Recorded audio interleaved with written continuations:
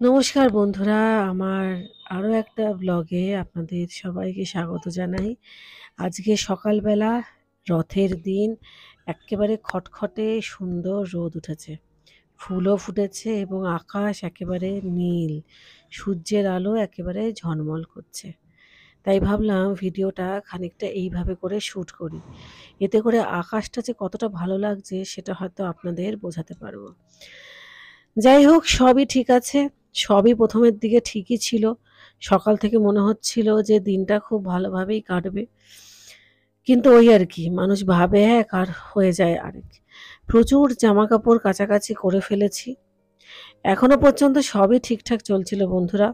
মনে হচ্ছিল রথের দিন খুব ভালোভাবে আনন্দের সাথে কাটাবো।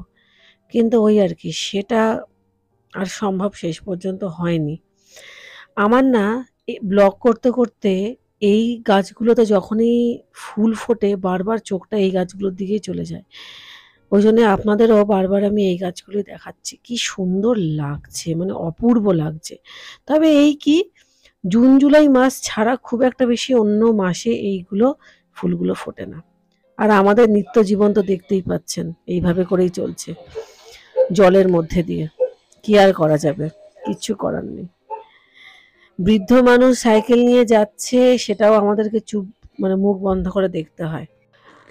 আজকে সকাল থেকে আমার মেয়ে খুবই অসুস্থ বন্ধুরা।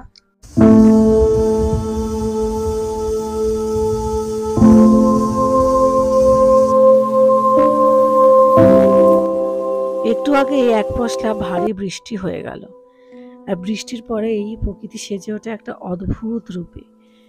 খুব সুন্দর স্নিগ্ধ সেই রূপ। তাই সেটাকেও ক্যামেরাবন্দি করে নিলাম। আজকে রথের দিনটা ভেবেছিলাম অন্যভাবে কাটাবো, সেটা তো কিছুই হলো না। যাই হোক, কি আর করা যাবে, আমার মেয়ে অসুস্থ হয়ে পড়াতে আমাদেরও দিনটা খুবই খারাপই গেছে। যা যা ভেবেছিলাম করব তা কিছুই করা হলো না।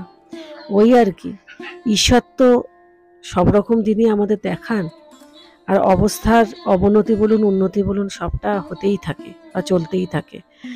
ঠিক আছে, এরই মধ্যে দিয়ে রথও আমি সাজিয়েছি, জগন্নাথ বলরাম সুভদ্রাকে রেখেওছি, কিন্তু রথটাকে সেইভাবে করে সাজানোর আর সময় হয়ে ওঠেনি। সব মিলিয়ে মিশিয়ে খুবই বাজে একটা দিন আমাদের কেটেছিল রথের দিনটা। যে দিনটা ভেবেছিলাম একটু আনন্দ করব, মজা করব, বেরোবো, তার কিছুই হয়নি। এইভাবে করেই কেটেছে। এই ব্লগটা হয়তো অনেকটাই পরে আসবে। রথ হয়ে গেছে, উল্টো রথও হয়ে গেছে। এই ব্লগটা আপনারা হয়তো অনেক পরে দেখবেন। যাই হোক, আমার পুজো হয়ে গেছে। এই পুজোটা আমার মেয়েই করতো, কিন্তু ওর অসুস্থ হওয়াতে সেটা আর হয়নি, তাই আমিই করলাম। ঠিক আছে বন্ধুরা, ওই যে বারে বারে একটাই কথা বলতে হয়, ভগবান সব দিন তো আর সমান দেন না। ভালো মন্দ মিশিয়েই তো চলে সবকিছু, তাই না?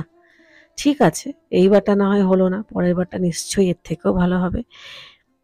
আজকের ব্লগটা এখানেই সমাপ্ত করছি বন্ধুরা। সবাই ভালো থাকবেন, সুস্থ থাকবেন।